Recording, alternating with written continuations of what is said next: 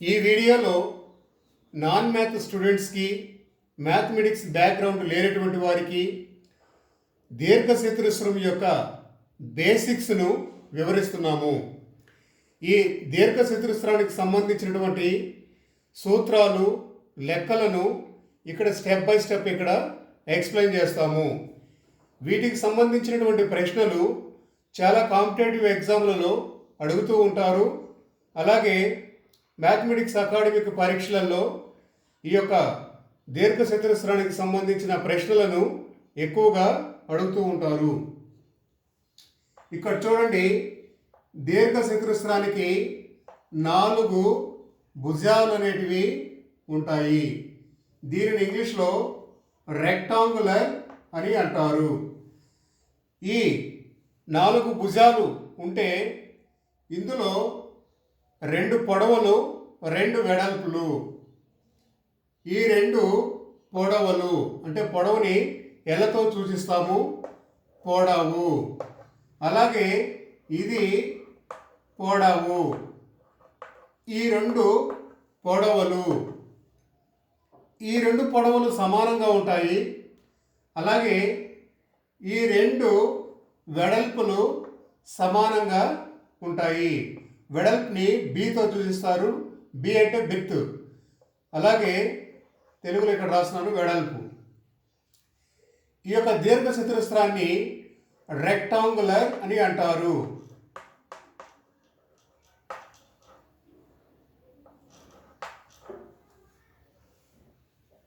ఇది ఇక్కడ చూడండి, ఈ యొక్క వీటిని సైడ్స్ అని ఇంగ్లీష్లో అంటారు. భుజాలునే ఉంటాయి. ఓకే, పొడవులు అనే 2 భుజాలు సమానంగా ఉంటాయి. వెడల్పులు అనేటువంటి ఈ 2 భుజాలు కూడా సమానంగా ఉంటాయి. ఇప్పుడు మనం వైశాల్యాన్ని తెలుసుకోవాలి. ఏదైనా ఒక దీర్ఘచతురస్రంలో వైశాల్యాన్ని ఏ విధంగా తెలుసుకుంటాము? వైశాల్యం ఇంగ్లీష్లో ఏరియా అంటారు. ఏఆర్ఈఏ, ఏరియా. ఇప్పుడు వైశాల్యం మనకు తెలియాలి అంటే సూత్రం ఏమిటంటే ఇక్కడ రాస్తున్నాం చూడండి, వైశాల్యము. ముందుగా ఇప్పుడు వైశాల్యం అంటే ఏంటో మీకు ఒక ఎక్స్ప్లెయిన్ చేస్తాం చూడండి. వైశాల్యము అంటే ఈ రెక్టాంగులర్ ఈ బాక్స్ ఉంది కదా, ఇందులో ఉన్న ఈ ఏరియా మొత్తము, ఈ ఏరియా అంతా కూడా, ఓకే, ఇదంతా కలిపి వైశాల్యము అంటారు. ఇందులో ఉన్న భాగం అంతా వైశాల్యం అనేది అంటారు. ఇప్పుడు ఇందులో భాగం అంతా కూడా ఎంత ఉంది అనేది మనం ఎట్లా తెలుసుకోవాలంటే వైశాల్యానికి సూత్రం ఇక్కడ చూడండి, పొడవు ఇంటూ వెడల్పు. పొడవు ఇంటూ వెడల్పు. ఇంగ్లీష్లో అయితే A is equal to L into B, length into breadth. Okay, so ఇప్పుడు ఇందులో ఉన్న ఈ దీర్ఘచతురస్రం లోపల ఉన్న ఈ భాగాన్నంతా కనుక మనం తెలుసుకోవాలంటే ఈ సూత్రాన్ని పాటించాలి. పొడవు ఇంటూ వెడల్పు. ఫర్ ఎగ్జాంపుల్, పొడవు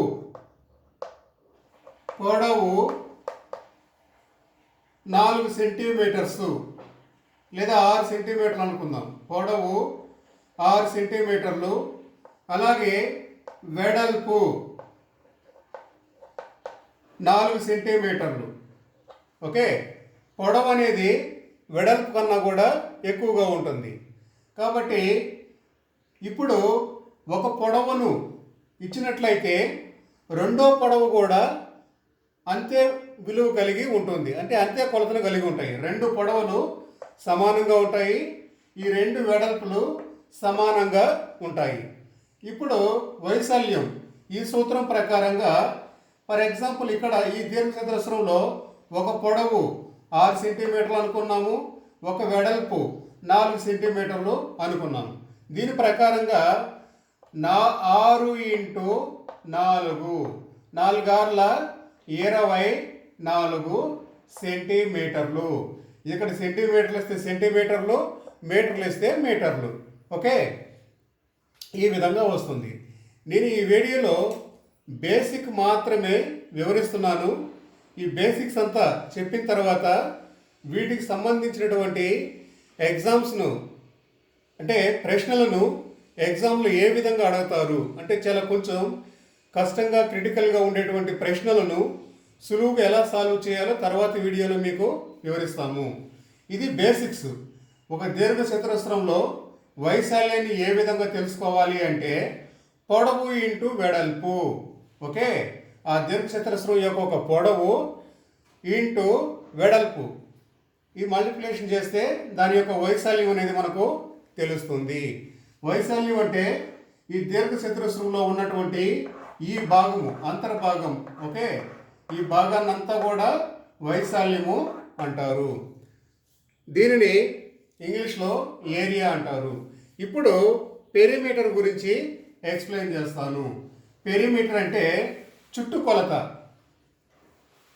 ఈ సూత్రం కూడా చాలా చాలా ఇంపార్టెంట్. మీకు ఈ దీర్ఘ చతురస్రానికి సంబంధించినటువంటి ప్రశ్నలన్నీ కూడా సూత్రం ఆధారం చేసుకుని చేయవలసి ఉంటుంది. ఇప్పుడు ఈ దీర్ఘ చతురస్రం యొక్క చుట్టుకొలత, దీని యొక్క చుట్టుకొలత ఇంగ్లీష్లో పెరిమీటర్ అంటారు. ఇంగ్లీష్లో పెరిమీటర్. ఈ యొక్క చుట్టుకొలత అంటే ఏమీ లేదు. ఇక్కడ చూడండి, ఇటు దీర్ఘ చతురస్రం ఇటు బాక్స్ల 4 భుజాలు ఉన్నాయి కదా. చుట్టుకొలత అంటే ఇక్కడ నుంచి ఇక్కడ వరకు మొత్తం ఎంత కొలత ఉంది. ఫర్ ఎగ్జాంపుల్ మనం ఇక్కడితో ప్రారంభించామనుకో, ఈ నుంచి ఇక్కడికి, ఇక్కడ నుంచి ఇక్కడికి, ఇక్కడ నుంచి ఇక్కడికి, ఇక్కడ నుంచి ఇక్కడికి మొత్తం ఎంత కొలత ఉందో తెలుసుకోవడం. ఓకే, సో ఈ చుట్టుకొలతను తెలుసుకోవాలంటే సూత్రం ఏమిటంటే ఇక్కడ రాస్తున్నాను, షార్ట్ ఫామ్లో రాస్తున్నాను, చూకో అని. చుట్టుకొలత ఈజ్ ఈక్వల్ టు 2 బ్రాకెట్ పొడవు ప్లస్ వెడల్పు. ఇది దీనికి సూత్రం. దీన్ని కొంచెం వివరంగా చెప్పాలి అంటే ఇక్కడ చుట్టుకొలతను తెలుసుకోవాలంటే 2 పొడవులు ప్లస్ 2 వెడల్పులు. ఓకే, ఇక్కడ చూడండి, చుట్టుకొలత అంటే 2 పొడవులు ప్లస్ 2 వెడల్పులు. దీన్ని ఏం చేస్తాము, 2ని కామన్ తీసుకొచ్చాము. అంటే ఇలా రెండింటిని కామన్ తీసుకొచ్చి బ్రాకెట్ పెట్టాము, పొడవు ప్లస్ వెడల్పు అనేసి. ఓకే, అంటే 2 పొడవులు ప్లస్ 2 వెడల్పులు ఇవి చుట్టుకొలతకు వస్తుంది. ఫర్ ఎగ్జాంపుల్, ఒక పొడవు ఇందాక చెప్పుకున్నట్టు పొడవు 6 సెంటీమీటర్లు, వెడల్పు 4 సెంటీమీటర్లు అనుకుంటే దీని యొక్క మొత్తం చుట్టుకొలత ఎంతో తెలుసుకోవాలి. ఈ సూత్రం ప్రకారంగా ఇక్కడ చూడండి, 2 బ్రాకెట్ పొడవు ఎంత ఉంది, ఈ పొడవు 6 సెంటీమీటర్స్, 6 సెంటీమీటర్లు ఇచ్చాము. 6 ప్లస్ వెడల్పు ఎంత ఉంది, ఈ వెడల్పు 4 సెంటీమీటర్లు, 4. ఓకే, సో ఇప్పుడు 2 6 ప్లస్ 4 ఎంత అవుతుంది, 10. 2 ఇంటూ 10 ఎంత అవుతుంది, బ్రాకెట్ అంటే ఇంటి అని అర్థం. ఓకే, 2 ఇంటూ 10 ఎంత అవుతుంది, 2 10ల 20 సెంటీమీటర్లు. ఈ విధంగా దీర్ఘ చతురస్రం యొక్క చుట్టుకొలతను తెలుసుకోవచ్చును.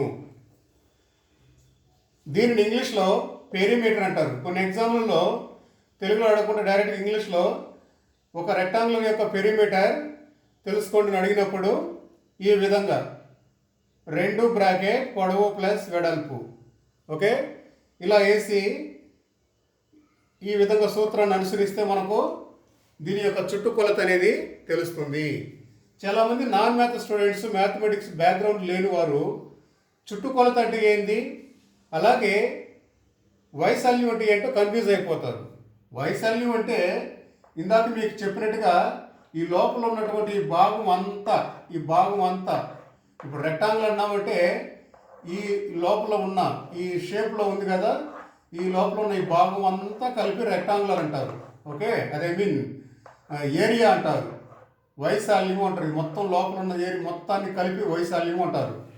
చుట్టుకొలత అంటే మనం ఎక్కడన్నా ఒక దగ్గర నుంచి మొదలుపెట్టి, ఫర్ ఎగ్జాంపుల్ ఇక్కడ నుంచి మొదలు పెడుతున్నాం అనుకో, ఇక్కడ నుంచి ఇక్కడికి, ఈ నుంచి ఇక్కడికి, ఇక్కడ నుంచి ఇక్కడికి, ఇక్కడ నుంచి ఇక్కడికి, అంటే ఇక్కడ నుంచి మొదలు ఇదంతా తిరిగి ఇక్కడికి మొత్తం ఎంత కొలత ఉంది అని తెలుసుకోవడాన్ని చుట్టుకొలత అంటారు. ఇప్పుడు కర్ణం గురించి వివరిస్తాను మీకు. ఓకే, ఈ సూత్రాల్ని రాసుకోండి. కర్ణం అనేది చాలామంది కన్ఫ్యూజ్ అయిపోతారు, ఎవరు non math students, mathematics background లేనటువంటి వారు.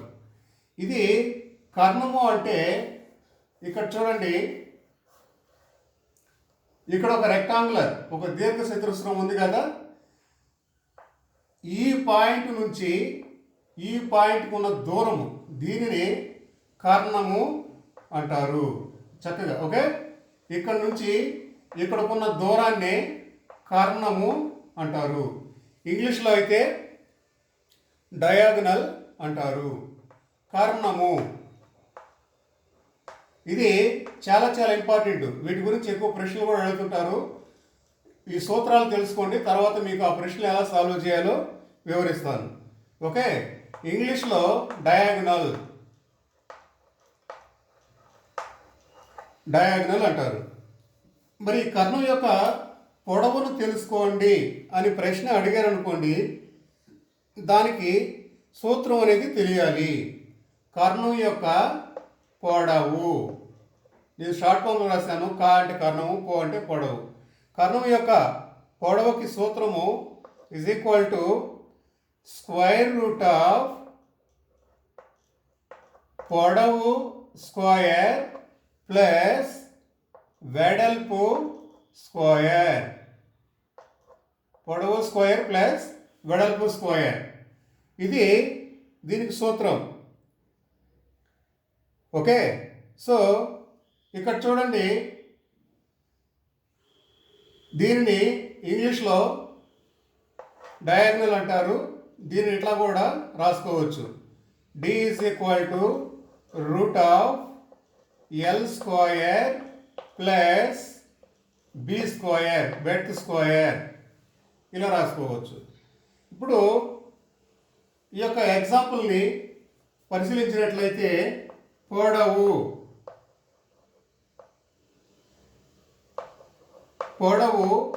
4 సెంటీమీటర్లు, వెడల్పు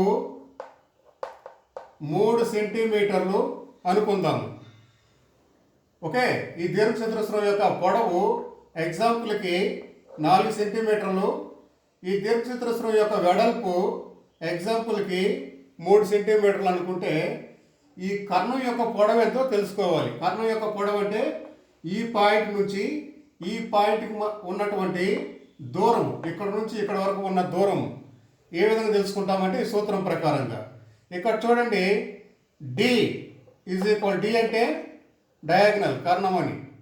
D is equal to root of పొడవు స్క్వేర్ ప్లస్ వెడల్పు స్క్వేర్. పొడవు అంటే ఏంటి, 4 స్క్వేర్ ప్లస్ వెడల్పు ఎంత ఉంది, ఇది 3 సెంటీమీటర్లు, 3 స్క్వేర్. ఓకే, ఇప్పుడు దీనిని క్యాలిక్యులేషన్ చేస్తే రూట్ ఆఫ్ 4 16 ప్లస్ 3 9. సో ఇప్పుడు D is equal to root of, ఈ రెండింటిని కూడండి, 16 ప్లస్ 9 25. సో రూట్ తీసేయాలంటే డి ఈజ్ ఈక్వల్ టు 5 5 25, ఐదు 5 సెంటీమీటర్లు. చూసారా? ఒక విషయాన్ని గుర్తుపెట్టుకోండి, ఈ కర్ణం యొక్క పొడవు దీర్ఘచతురస్రం యొక్క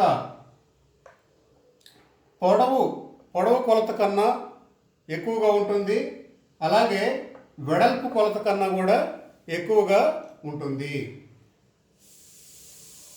ఇది చాలా ఇంపార్టెంట్ అయినటువంటి సూత్రాలు. ఈ 3 సూత్రాలను నోట్ చేసుకొని రాసుకోండి. తర్వాత వీడియోలో